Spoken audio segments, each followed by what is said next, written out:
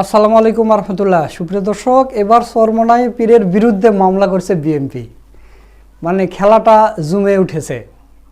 চরমোনাই পীর 11 দলীয় জোট থেকে বের হয়ে গিয়ে বিএনপির পিছন থেকে বাতাস দিয়েছে, এরপরে দামি দামি আতর উপহার দিল। সেই চরমোনাই পীরের বিরুদ্ধে বিএনপি মামলা করেছে।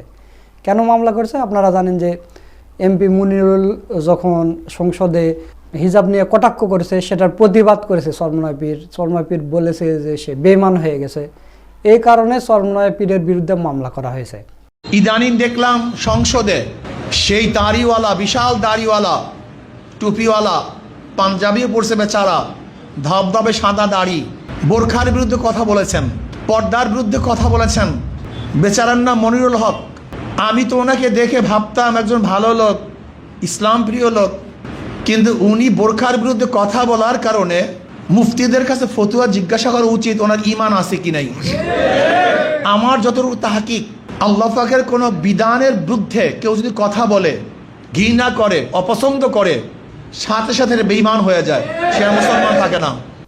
এখন চরমোনাই পীর বলতেছে যে আমার বিরুদ্ধে মামলা করছে, করুক, আমি জামিন নিব না, দেখি এই সরকারের পুলিশ আমাকে গ্রেপ্তার করতে পারে কিনা। তো এই নিয়ে খেলা চলছে। আমাদেরকে জেলের ভয় দেখে কোনো লাভ নেই, কোনো লাভ নেই। সাংবাদিক বন্ধুরা, আজকে সিগন্যাল মিগনাল দেই নেই, আজকে সিগন্যালও দেই নাই, মিগনালও দেই নাই, প্রচারও করি নাই, প্রসারও করি নাই। শুনছে, কেস হইছে, এর জন্য আবেগে মানুষগুলি এখানে চলে আসছে। কিন্তু যেদিন অ্যারেস্ট করবে সেদিনকে দেখবেন মানুষ যদি অন্যায় করে থাকি জেলে দেন, আপত্তি নাই। কিন্তু অন্যায় যদি না করি আর জেলে ঢুকবার দুঃসাহস দেখান, তাহলে বাংলাদেশের জনগণ ইনশাআল্লাহ সেই দুঃসাহস আঘাত করবে। যেই দিন এই হাতের মধ্যে হ্যান্ডকাপ লাগবে অন্যায় ভাবে, সেই দিন বাংলাদেশের জনগণ এই হ্যান্ডকাপকে ছিঁড়ে ফেলবে ইনশাআল্লাহ। চরমোনাই পীর মনে করেছে যে আমি 11 দলীয় জোট থেকে বের হয়ে আসলাম, বিএনপিকে জিতানোর জন্য আমি হাত পাকার বাতাস করলাম পিছন থেকে, জেতার পরে আমি আবার তারেক রহমানকে দামি আতর উপহার দিলাম, এরপরও আমাকে গ্রেপ্তার করবে? হ্যাঁ, করবে। কারণ ইসলামপন্থী মুসলিমরা এক পক্ষ আর বিরোধী যারা আছে তারা এক পক্ষ।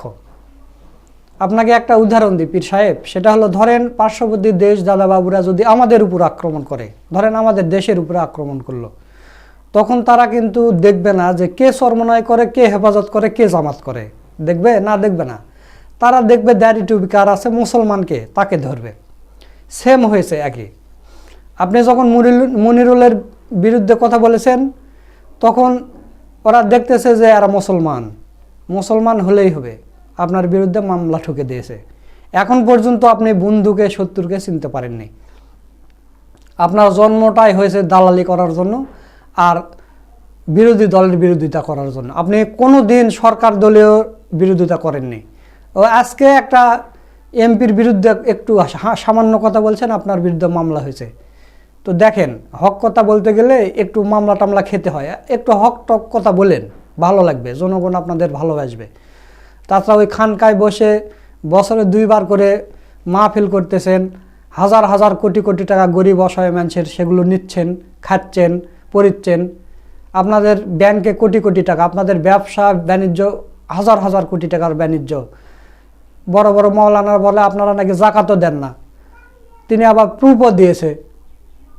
ওই মাওলানাকে এখন সাংবাদিকেরা ধরেছে যে আপনি বললেন জাকাত দেয় না, তাহলে আপনি প্রুফ দেন। তখন বলতেছে যে আমার বন্ধু সোনালী ব্যাংকের ওখানকার ছিল, বরিশালের সোনালী ব্যাংকের ম্যানেজার আমার বন্ধু আমার সাথে গল্প করেছে যে মাহফিল শেষ হলে বস্তায় করে টাকা নিয়ে আসে, এনে ব্যাংকে রেখা দেয়। কত টাকা হয়েছে তার কোনো হিসাব নিকাশ নেই। তো তারা যদি জাকাত দেয় তাহলে বছরে তো একবার গুনবে আমার ব্যাংকে কত টাকা আছে, এত টাকা আমার ব্যাংকে আছে, এত টাকা জাকাত এসেছে। সে তো ম্যানেজারের সাথে বসে তারা হিসাব করবে যে এত টাকা জাকাত এসেছে আর এত টাকা আমার ব্যাংকে আছে, এত টাকা দিতে হবে, এত টাকা তুলতে হবে। বলতেছে যে ভাই কোনো এগুলো হিসাব নিকাশ কিছু নেই, কোনো হিসাব নেই, শুধু বস্তায় করে টাকা আনে রেখে দেয়। তো এরকম বলছে, সত্য মিথ্যা জানি না, এক মাওলানা বলেছে। তো এই হলো ব্যাপার।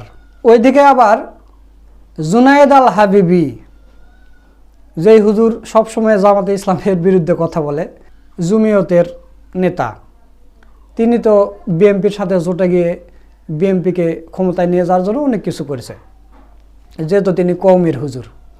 তো এখন তারা তো জিততে পারেইনি, বা এদেরকে তো সিট দেবে না, এদের তো গুণে না কেউ। তারপরে এরা দালালি করে, এরা কওমের হুজুর, চরমনায় পীরও কওমের হুজুর। 143টা এ গ্রেডের ছিল চরমনায় পীরের, তার মধ্যে মাত্র একটা গেছে 143টার মধ্যে। তাও সে একটা গিয়ে কি বলে না বলে, তো ও বলে যে আমি সরকার দলেরও নয়, আমি বিরোধী দলেরও নয়, আমার কোনো মূল্যই নাই, সে গিয়ে বলে। মানে এই মূর্খরা ওই সংসদে গেলে কি বলবে? বাজেট নিয়ে যখন কথাবার্তা চলতেছে, তখন জামাতে ইসলামের এমপিরা কওমি মাদ্রাসা নিয়ে কথা বলতেছে, যে কওমি মাদ্রাসার জন্য কেন বরাদ্দ দেওয়া হলো না। এই বাজেটে বাংলাদেশের কওমি মাদ্রাসা যেগুলো আছে, এই কওমি মাদ্রাসা প্রায় 40,000 মাদ্রাসা এবং 10 লক্ষ শিক্ষক এবং 60 থেকে 70 লক্ষ শিক্ষার্থী আছে। এদের জন্য কোনো বরাদ্দ নেই। কওমি শিক্ষা ধারাকে এগিয়ে নেওয়ার জন্য আমি বরাদ্দ চাই। জামাতের মহিলারাও বলতেছে যে কওমি মাদ্রাসার জন্য কেন বরাদ্দ দেওয়া হলো না। বাংলাদেশে কওমি শিক্ষার মতন একটি ঐতিহ্যবাহী ধারা নিয়ে বাজেটে কোনো নির্দেশনা নাই। এই হুজুরেরা, এই হচ্ছে হালুয়াখোর হুজুরেরা, যারা 2 টাকা দিলে জামাতের বিরোধিতা করে, 2 টাকা দিলে ইমান বিক্রি করে, এই হুজুরেরা জামাতের বিরোধিতা করছে, জামাতের বিরুদ্ধে ফতোয়া দিছে এই নির্বাচনের আগে, যে জামাতকে ভোট দেওয়া যাবে না, এ করা যাবে না, সে করা যাবে না। অথচ এই হুজুরের পক্ষে হয়ে সংসদে কথা বলতেছে জামাতের এমপিরা, যে কওমি মাদ্রাসায় কেন বরাদ্দ দেওয়া হলো না, এবং জামাতের মহিলারাও বলতেছে কেন বরাদ্দ দেওয়া হলো না। আচ্ছা গেল, কেন বরাদ্দ দেওয়া হলো না? এটা আবার বিএনপির মহিলা সংরক্ষিত আসনের মুনি চৌধুরী নাকি একটা আছে না, নীলুফার চৌধুরী, সে বলতেছে যে কওমি মাদ্রাসায় কেন বরাদ্দ দিতে হবে। কওমি অর্থ হচ্ছে গোষ্ঠী। বাংলাদেশে কওমি শিক্ষার মতন একটি ঐতিহ্যবাহী ধারা নিয়ে বাজেটে কোনো নির্দেশনা নাই। গত কয়েকদিন আগে বিরোধী দলের একজন সংসদ সদস্য বলেছেন কওমি মাদ্রাসায় নাকি বরাদ্দ দেওয়া হয়নি। আমি উনাকে বলতে চাই, কওমি অর্থ হচ্ছে গোষ্ঠী। বাংলাদেশ জাতীয়তাবাদী দল কোনো গোষ্ঠীর জন্য, কোনো ব্যক্তির জন্য কাজ করে না। বাংলাদেশ জাতীয়তাবাদী দল, বাংলাদেশের নেতা জনাব তারেক রহমান সমগ্র বাংলাদেশের জন্য কাজ করে। আপনি শুনলেন, কওমি মাদ্রাসার বিরুদ্ধে কথা বলতেছে। জুনাইদ আল হাবিবি কোথায়? আপনি চরমনায় পীর, আপনি কোথায়? আপনাদের বিরুদ্ধে সংসদে কওমি মাদ্রাসার বিরুদ্ধে কথা বলা হচ্ছে, আর ডিপেন্ড করতেছে জামাতে ইসলামের মহিলারা এবং পুরুষেরা, যাদেরকে আপনারা ফতোয়া দিয়েছেন যে এদের পিছনে নামাজ হবে না, এদের সাথে আত্মীয়তা করা যাবে না, এদেরকে ভোট দেওয়া যাবে না।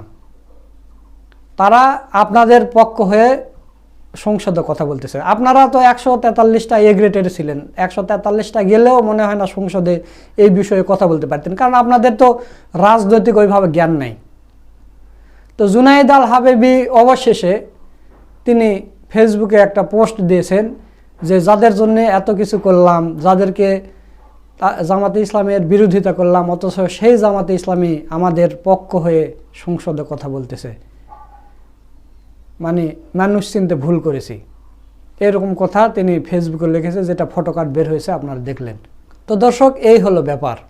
কওমেরা এখন পর্যন্ত মানুষ চিনতে পারেনি, আর চরমনায় পীর যে সামান্য একটু প্রতিবাদ করেছে তার বিরুদ্ধে মামলা করেছে। যে চরমনায় পীর হাত পাকার বাতাস করেছে বিএনপির, এবারে করেছে। এবং ওই চরমনায়ের যে একটা মুরিদ হয়নি, পাশ করেনি, এমপি হয়েছে, ওর মুরিদেরা সরাসরি গণমাধ্যমে বলেছে যে আমরা যদি সহযোগিতা না করতাম, আমরা যদি 11 দলীয় জোট থেকে বের হয়ে না আসতাম, তাহলে জামাতে ইসলামী এককভাবে সরকার গঠন করত। আমরাই আপনাদের সরকার গঠন করতে সাহায্য সহযোগিতা করছি। এখন আমরা একটা এমপি পেয়েছি, আমাদের মন্ত্রিত্ব দিতে হবে। মন্ত্রিত্ব তোদের কচু দিবে, কচু বুঝিস, কচু দিবে। বিএনপি বিরোধী দলের এমপিদের কোনো বরাদ্দই দিচ্ছে না, তাদের নিজের এমপিদের বরাদ্দ দিচ্ছে, যত যা আসতেছে তা দিচ্ছে, আর তোদেরকে মন্ত্রিত্ব দিবে? এত বড় কথা।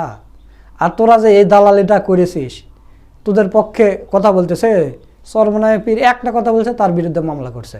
আরও হবে, দাঁড়া, একটু দেরি কর, আরও হবে, তোরা যদিও এখন মানুষ চিনতে পারিস তাহলে ভালো। জামাতে ইসলামের বিরুদ্ধে কত কি, এই 2 দিন আগেও জামাতের বিরুদ্ধে কত কিছু বললো, অথচ চরমনায় পীর একটা প্রতিবাদ করেছে, মামলা করেছে। কেমন লাগে পীর সাহেব? পীর সাহেব কেমন লাগে? এখন ইল্লাল্লাহর জিকির ধরেন জোরে জোরে হু হু করে, দেখা যাক। বলতেছে যে দেখি আমাকে কে গ্রেপ্তার করে, সেই রকম হুঙ্কার দিতেছে এই পীর সাহেব চরমনায়। তো প্রিয় দর্শক, আল্লামা সাঈদীকে এর আগে এরকম জিজ্ঞেস করা হয়েছিল যে আপনি কওমি এবং আলিয়াকে কিভাবে দেখেন।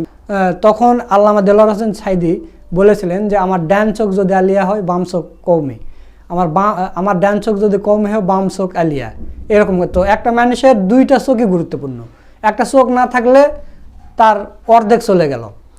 তো আল্লামা সাঈদী এইভাবে বলেছিলেন, এবং জামাতে ইসলামেও কিন্তু সেইভাবেই দেখে। আপনারা দেখেননি আমিরে জামাতে যে ভাতাটা দেওয়া হয়, আমিরে জামাতকে সরকার থেকে যে ভাতাটা দেওয়া হয়, সেই ভাতাটা একটা কওমি মাদ্রাসায় ওয়াকফ করে দিয়েছে আমিরে জামাত। আপনারা দেখেননি, এটা নিয়ে নিউজ হয়েছে, আমি ভিডিও বানাইছি। তো তাহলে কতটা ভালোবাসে কওমি মাদ্রাসাকে এই জামাতের নেতাকর্মীরা। আপনারা দেখেছেন সিলেটে বন্যা হওয়ার পরে সব কিছু হয়ে গেছিলো, ধ্বংস হয়ে গেছিলো। জামাতের পক্ষ থেকে কওমি মাদ্রাসা গড়ে দেওয়া হয়েছে, টিন দেওয়া হয়েছে, ইট দেওয়া হয়েছে, খেতা বালু তোষক সব কিছু দেওয়া হয়েছে, টাকা দেওয়া হয়েছে, এগুলো করে দেওয়া হয়েছে জামাতের পক্ষ থেকে। জামাত যদি কওমি মাদ্রাসাকে ভালো না বাসতো তাহলে এরকম করতো না। এবং কওমি থেকে জামাতে ইসলামেতে বড় বড় আলিম ওলামারা আসতেছে, আলী হাসান ওসামা, নুরুজ্জামান নোমানী, এবং আরেকজন এসেছে, ধীরে ধীরে আরও আসতেছে। কওমি অঙ্গনে জামাতে ইসলামের বড় একটা প্ল্যাটফর্ম তৈরি হতে যাচ্ছে। তো দর্শক, চরমনায় পীরের বিরুদ্ধে যে মামলা হলো এবং জুনায়েদ আল হাবিবি ভুল স্বীকার করলো যে জামাতে ইসলামের বিরুদ্ধে এত কিছু করলাম, সেই জামাতে আমাদের পক্ষে সংসদে কথা বলতেছে। তো এই বিষয়গুলো আপনাদের কাছে কেমন লেগেছে তা অবশ্যই কমেন্ট করে জানিয়ে দেবেন। ভিডিওটা ভালো লাগলে শেয়ার করবেন। সকলকে ধন্যবাদ। আসসালামু আলাইকুম ওয়া রাহমাতুল্লাহ।